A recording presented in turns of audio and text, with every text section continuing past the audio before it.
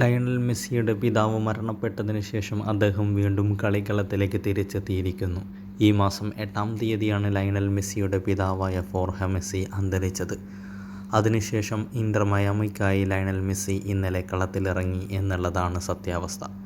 വളരെ മനോഹരമായി അദ്ദേഹം കളിക്കുകയും ചെയ്തു.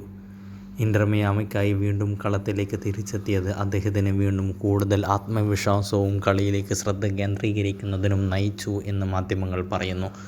ബുധനാഴ്ച ലിയോണിനെതിരെ നടന്ന നിർണായക ലീഗ് കപ്പ് മത്സരത്തിൽ 2-ാം പകുതിയിലാണ് താരം കളത്തിലെത്തിയത്. മെസ്സി മൈതാനത്തേക്ക് പ്രവേശിച്ചപ്പോൾ സ്റ്റേഡിയത്തിലെ കാണികൾ വലിയ കയ്യടികളോടെയായിരുന്നു സ്വീകരിച്ചത്.